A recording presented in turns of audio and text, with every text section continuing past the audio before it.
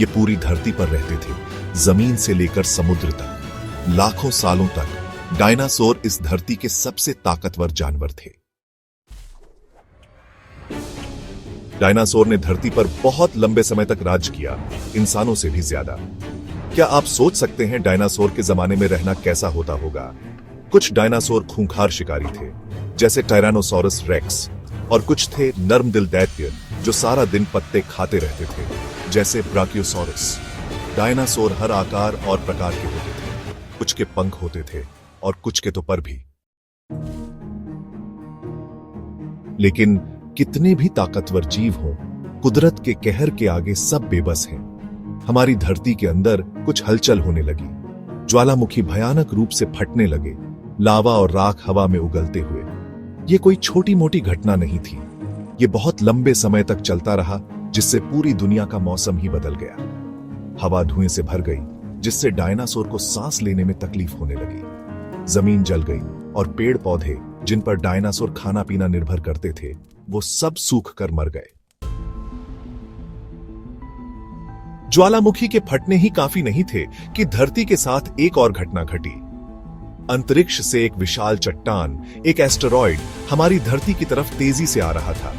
यह एस्टेरॉयड बहुत बड़ा था, धरती के किसी भी पहाड़ से भी बड़ा। यह धरती से भयानक जोर से टकराया, जिससे बहुत बड़े भूकंप और सुनामी आई। इस टक्कर से इतनी धूल और मलबा हवा में फैल गया कि सूरज ही ढक गया और पूरी धरती अंधेरे में डूब गई। राज्य की निशानी है। भाग 6, एक नई शुरुआत। हालांकि धरती तबाह हो चुकी थी, लेकिन जिंदगी फिर से पनपने लगी। मुश्किल समय में भी उम्मीद की किरण हमेशा रहती है। छोटे जीव जैसे स्तनधारी और पक्षी इस महाविनाश से बच गए। वे अनुकूलित हो गए और इस बदली हुई दुनिया में खाना और आश्रय ढूंढ पाए। डायनासोर के चले जाने के बाद इन जीवों को फलने फूलने का मौका मिला। वे पूरी धरती पर फैल गए, विकसित हुए और नई नई प्रजातियों में बदल गए। भाग 7, स्तनधारियों का उदय। स्तनधारी, जो कभी छोटे और महत्वहीन जीव थे, अब फलने फूलने लगे। वे विकसित हुए और डायनासोर की जगह लेने लगे। कुछ स्तनधारी शिकारी बन गए, जबकि कुछ शाकाहारी।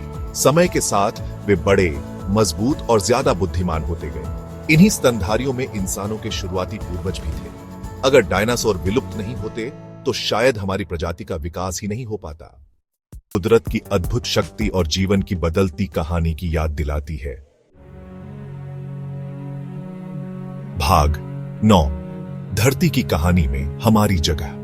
डायनासोर की कहानी हमें याद दिलाती है कि ब्रह्मांड में बदलाव निरंतर होता रहता है। ये विनाश और पुनर्जन्म, हानि और अवसर की कहानी है। हम इंसान इस लंबी और अद्भुत यात्रा का परिणाम हैं। डायनासोर के साथ हमारा एक साझा पूर्वज है, जो अरबों साल पहले के जीवन के विशाल ताने बाने से जुड़ा है। जैसे जैसे हम भविष्य की ओर देखते हैं, हमें अतीत के सबक याद रखना जरूरी है और इस धरती पर अपने प्रभाव के प्रति सचेत रहना चाहिए, जिसे हम अपना घर कहते हैं।